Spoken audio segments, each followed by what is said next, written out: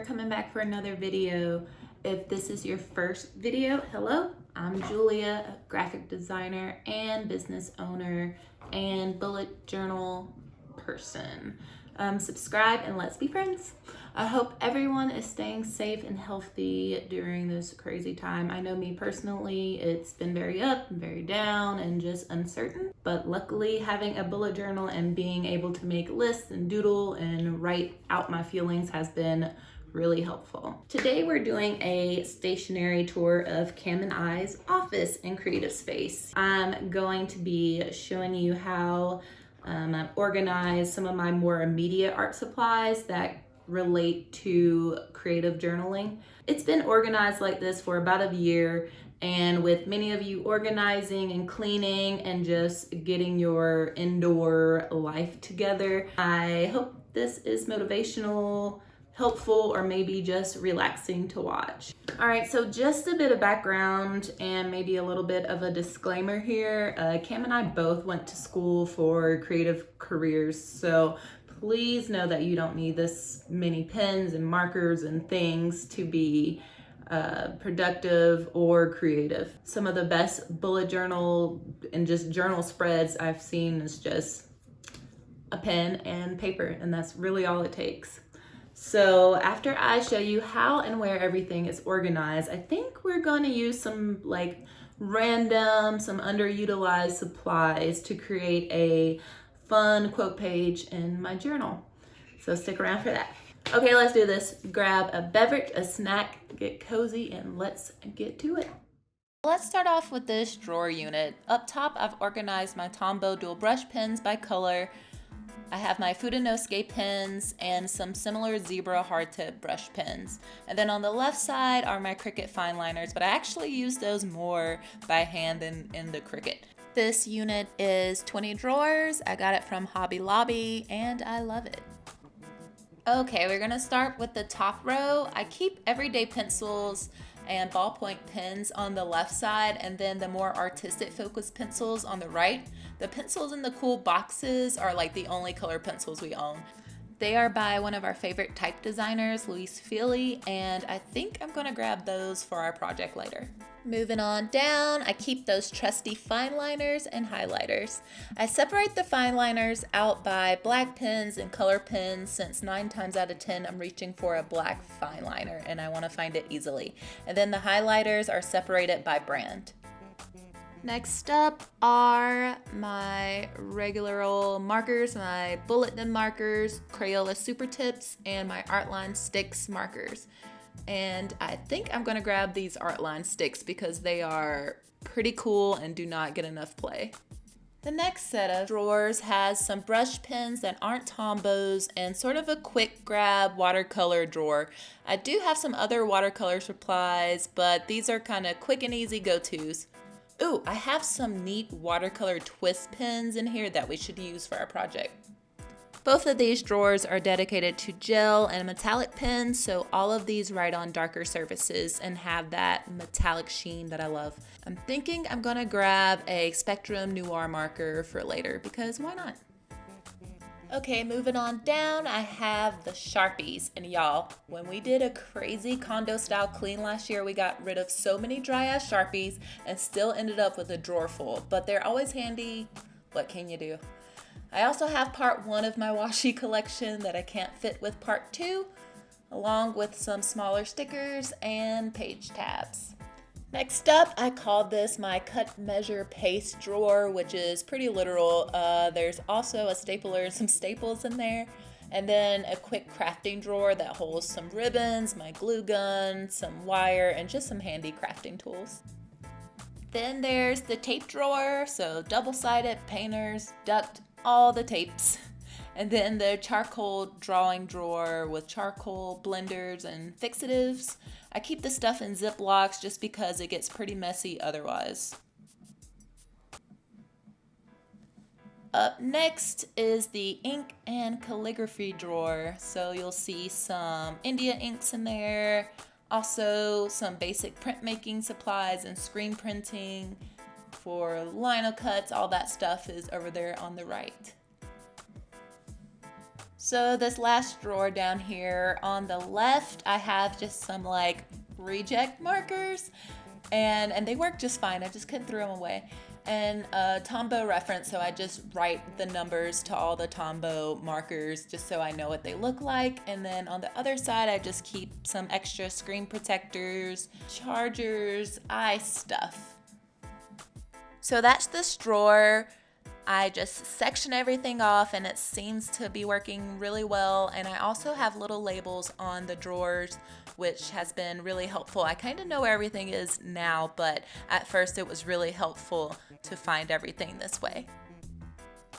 So right beside the drawer unit is a small closet, and we just keep some extra things up top. A couple of cameras, I have my yarn and a shoe keeper, my knitting supplies, washi tape container, scrap paper, travel pouches, some pads for pattern paper, and larger paper pads and portfolios down on the floor. Let's check out this washi tape. I don't think I've gone too nuts with the washi, but there are some fun patterns in here that I do love to spruce up my bullet journal spreads with. I also grabbed my scrap paper and vinyl notebook. I organized this recently and it's been like seriously a game changer. Really simple, just use some sheet protectors, copy paper, and some labels. And I have the pieces organized by color, and then there's a space for pattern paper and even some cutout images and patterns and cool typography from magazines in the back. And this drawer has some quick scrap paper, neutral scrap paper that I can just roll over to, some stickers that my friend got me recently, which I love, and some stamps. Our final stop is my desk drawers, and these are the things I need the quickest access to. So you'll see I have my current bullet journal theme colors in there, my next month's theme once I get that all sorted out, and some highlighters that I use most often. Over on the right, I have some smaller journals that I use for quick lists that I don't want to put in my bullet journal, mostly groceries and client color codes and stuff like that. I also keep chargers in there and this very microphone. So yeah, that's pretty much all of my bullet journal supplies. So now I'm gonna grab my journal and let's see what we can make with some of these random pens and markers. Okay, don't fear, I'm linking all of this stuff in the description, but I've decided on a quote page, and this quote is actually like an inside quote, if that's even a thing, sort of like an inside joke. I don't know. Anyways, it's basically a quote that for my boyfriend and I means looking into the future, and that's definitely a boat that I can board right now. So I've used the watercolor twist to set up a background and a water brush sort of to move around that dry media. I really love these water brushes. I actually got them for free, so here's a hack. eBay gives these $3 coupons, these $5 coupons, and you can find these for around that amount. So I got these completely free.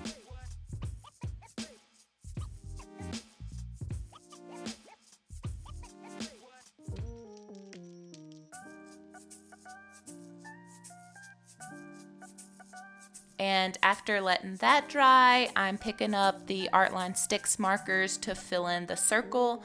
And as you can see, they are sort of like Lego markers that you can attach and get multiple lines with one stroke. Yeah, that's pretty cool. And I think I'm gonna show you just how it looks really quick. Let's get it attached. And bam, we have 2 lines. Yeah, they're pretty awesome. I just don't use them that much. Anyways, they cover larger spaces pretty well without taking too much out of them, so they can handle lots of use.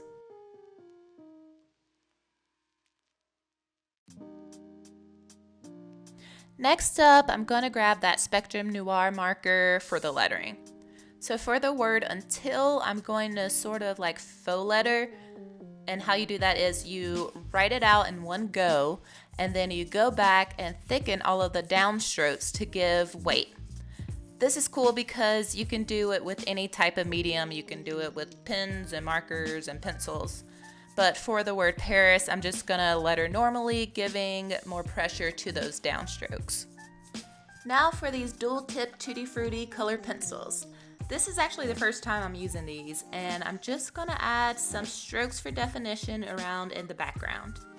I'm thinking I should use these more because they're quite pigmented and I like that. Oop, just got an idea. How about in the comments, drop me 3 supplies you've seen in this video and I'll incorporate them in my next monthly theme. I'm just gonna do a quick, super quick doodle of the Eiffel Tower using my Jelly Roll white pen and give it a bit more pop with that Posca paint pen.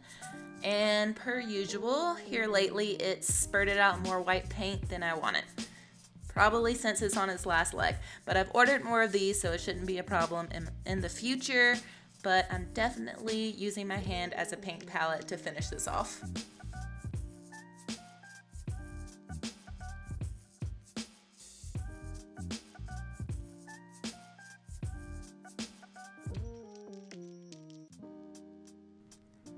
And you know what? I'm gonna revisit those art line sticks markers and just give it a little border and call it a day. I quite like how this turned out. So of course the last step is to peel off that tape.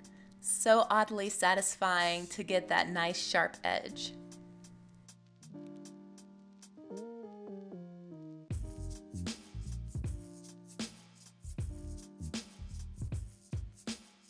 So there is some bleeding here with this particular notebook, but I do plan to just use some of that patterned paper and make a fun collage or something on the back side. And there you pretty much have it. You've seen how I organize my bullet journal art supplies and how you can put some of those underutilized supplies to work. As always, I appreciate you watching this so much and would love to see your organized or disorganized spaces. I hope you have a great day. I hope you're navigating this crazy time as best as you possibly can, and I'll catch you in the next one. Bye guys. And if you liked this video, here are a couple more I think you would enjoy.